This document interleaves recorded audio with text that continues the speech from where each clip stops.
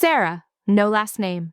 Just the girl who has carried a tiny, worn-out toy in the front right pocket of every single thing she has owned for the past 23 days.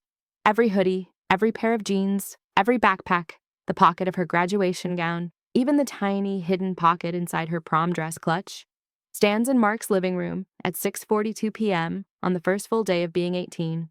Barefoot on the same faded Persian rug where she once sat cross-legged at age 6 and cried into that very toy because her goldfish bubbles had gone to fishy heaven, and the world felt too big and too cruel.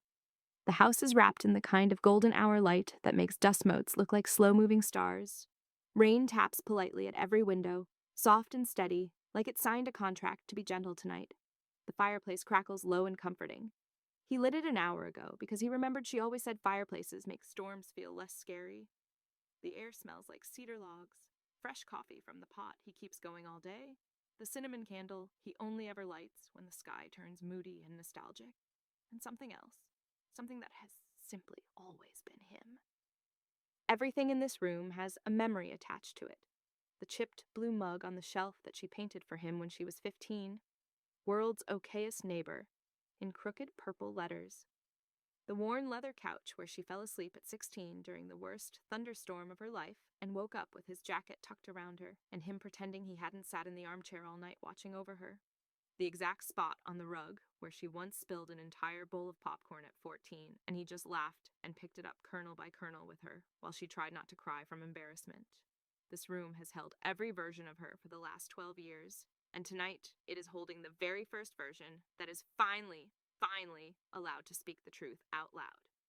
She hears him in the kitchen, the soft clink of 2 mugs, his in the chipped blue one, hers in the pale green one she always chooses, the shuffle of socked feet on hardwood, the low hum of an old song only he knows all the words to. She stands in the center of the rug, clutching the toy so tightly its one remaining button eye is leaving a perfect circle in her palm, the soft worn fur warm from her skin. It's a tiny, threadbare teddy bear, no more than 4 inches tall, once cream-colored, now loved into a soft, grayish beige, from years of being hugged, dropped, dragged, and loved some more. The one he won for her at the county fair when she was 7 years old with a single perfect ring toss that took him 17 tries, and $23. The one he handed her with a shy, crooked grin and said, "Every kid needs a co-pilot, kiddo."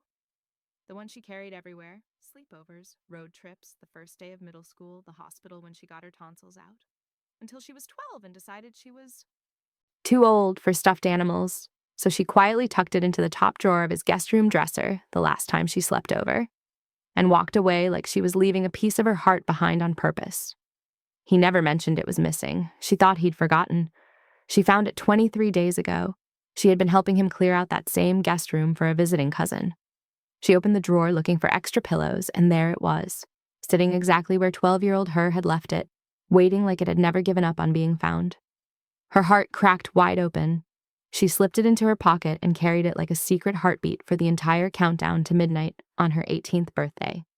She's wearing soft white cotton shorts and the oversized cream hoodie he gave her last winter when she forgot hers on purpose.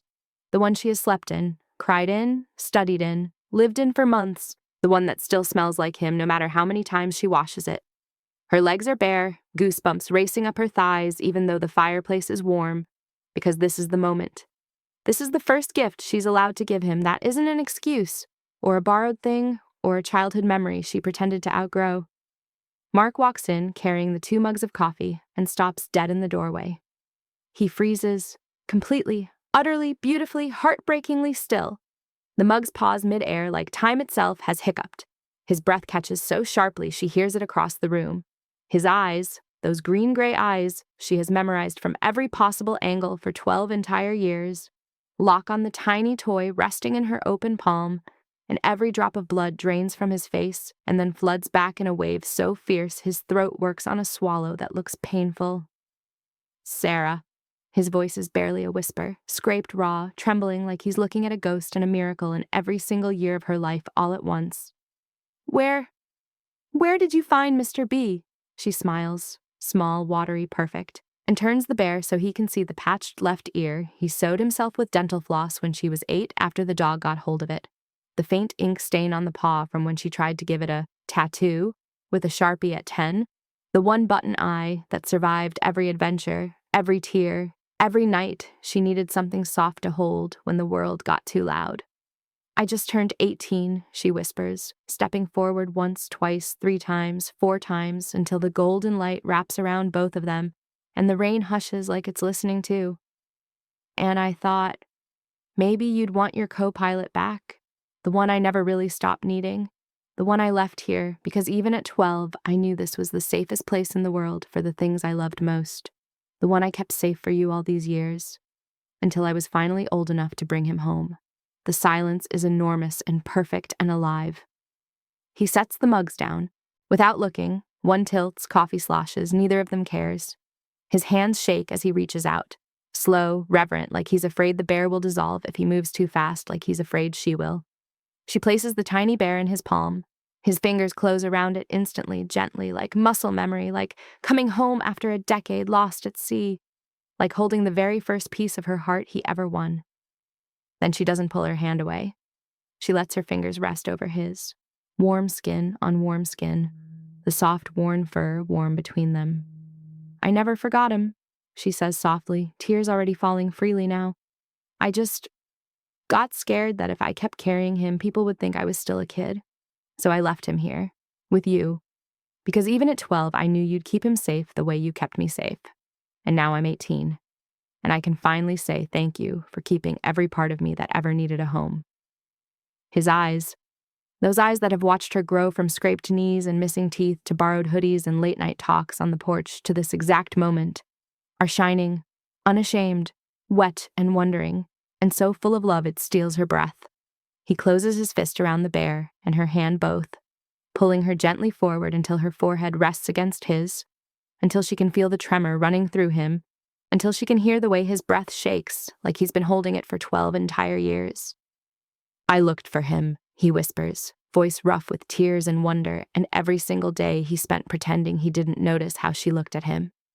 For years, every time I opened that drawer, I thought I'd lost the best thing I ever won. She laughs, wet, shaky, perfect. You didn't lose him.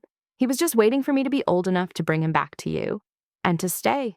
He opens his hand, studies the tiny bear like he's seeing a decade of memories all at once. County fairs, sleepovers, thunderstorms, scraped knees, first heartbreaks, late-night talks. Then, so slowly it steals every last ounce of air from her lungs, places it in her palm instead, and closes her fingers over it. Keep him, he says quietly, voice rough with tears and wonder and forever. He was always yours. I was just keeping him warm until you were ready to come get him, and never leave again. From his pocket, he pulls the thinnest silver chain with a tiny ring loop soldered on, something he must have made weeks ago, maybe months ago, maybe years ago, waiting for the day she was brave enough and old enough. His fingers shake as he fastens the little bear around her neck. The soft, worn teddy settles warm against her heart, right where it always belonged, right where she hopes he will stay too. Sarah winks at the camera, phone propped on the mantle where it's been recording since 6:41 p.m., red light glowing soft and steady, the tiny toy now hanging proud and perfect against her chest on its silver chain, catching the firelight every time she breathes, every time her heart beats his name. And that's the full, uncut, tear-soaked, 23-day wait, golden hour, rain-kissed, 12-year love story of the day I turned 18 and brought him the childhood toy he thought he'd lost forever. And he hung it around my neck like I was the only home he ever wants to come back to. Some things aren't outgrown. They're just waiting for the right heart to be old enough to carry them and each other forever. Like subscribe, ring the bell, comment the moment someone froze when they saw the toy in your hand and you knew, without a single word, that you were finally grown up enough to keep each other for good. Just turned 18, just brought his co-pilot home, and he told me to keep him and myself forever and ever and ever.